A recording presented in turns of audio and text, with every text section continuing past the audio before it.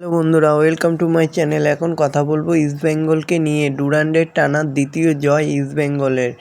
ব্রোজোকে চিন্তায় রাখবে স্ট্রাইকারদের সুযোগ নষ্ট। ডুরান্ড কাপে টানা দ্বিতীয় জয় পেল ইস্টবেঙ্গল। প্রথম ম্যাচের মতো সহজেই জয় না এলেও নামধারী এফসির বিরুদ্ধে আগ্রাসী ফুটবল খেলেছে।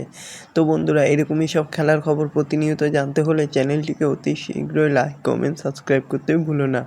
গোলের জন্য অপেক্ষা করতে হলো ম্যাচের ৬৮ মিনিট পর্যন্ত। ম্যাচের একমাত্র গোলটি করেছেন মরক্কো জাতীয় দলের ফুটবলার হামিদ আহাদাদ। নামধারী রানাত্মক ফুটবলের জাল কাটাতে বারবার সমস্যায় পড়ছিল লাল হলুদের স্ট্রাইকাররা। ওই দিনই জয়ে প্রতিযোগিতার নকআউট পর্বে চলে গেছে ইস্টবেঙ্গল। তো বন্ধুরা, এরকমই সব খেলার খবর প্রতিনিয়ত জানতে হলে চ্যানেলটিকে অতি শীঘ্রই লাইক, কমেন্ট, সাবস্ক্রাইব করতে ভুলো না। তবে ইস্টবেঙ্গলের ফুটবলরা নামধারীর গোল লক্ষ্য করে ৯টা শট মারে। অন্যদিকে নামধারী মাঝে মাঝেই আক্রমণে ওঠার চেষ্টা করলেও ইস্টবেঙ্গল বক্সে বিপজ্জনক পরিস্থিতি তৈরি করতে পারেনি। প্রথমার্ধে নামধারী ফুটবলাররা একটি শটও নিতে পারেনি ইস্টবেঙ্গলের গোল লক্ষ্য করে। প্রথম থেকে আগ্রাসী ফুটবল খেলতে শুরু করে ইস্টবেঙ্গলের ফুটবলরা। তবু প্রতিপক্ষের গোলের সামনে গিয়ে পায়ে জটলা ভেদ করতে পারছিল না।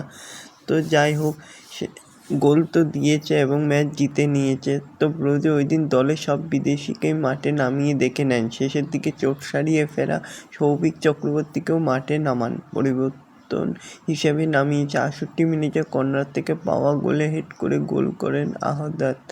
এই গোলের ক্ষেত্রে দায় রয়েছে নামধারীর গোলরক্ষক নীরজ কুমারেরও। বলের ফ্লাইট মিস করেন তিনি, ফলে ফাঁকায় বল পেয়ে যান আহাদাদ। গোল করতে ভুল করেননি তিনি। ম্যাচের শেষ দিকে গোলের আরও একটি সুযোগ নষ্ট করেন তিনি। ঘরে ৩ পয়েন্ট এলেও স্ট্রাইকারদের গোল নষ্ট চিন্তায় রাখবে কোচকে। শাহরুখ মোহাম্মদ রাশেদরা অর্ধেক সুযোগ কাজে লাগাতে পারলেও হাফ ডজন গোলই জিততে পারত ইস্টবেঙ্গল।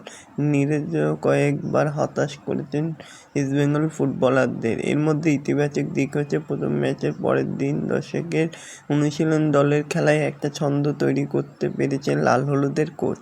তো বন্ধুরা, এরকমই সব খেলার খবর প্রতিনিয়ত জানতে হলে চ্যানেলটিকে অতি শীঘ্রই লাইক, কমেন্ট, সাবস্ক্রাইব করতে ভুলো না। আর প্রচুর পরিমাণে শেয়ার করে দাও, যাতে আমার ৪,০০০ ঘন্টা ওয়াচ টাইম খুব শীঘ্রই পূর্ণ হয়ে যায় আর ভিডিওটিও ভাইরাল হয়ে যায়।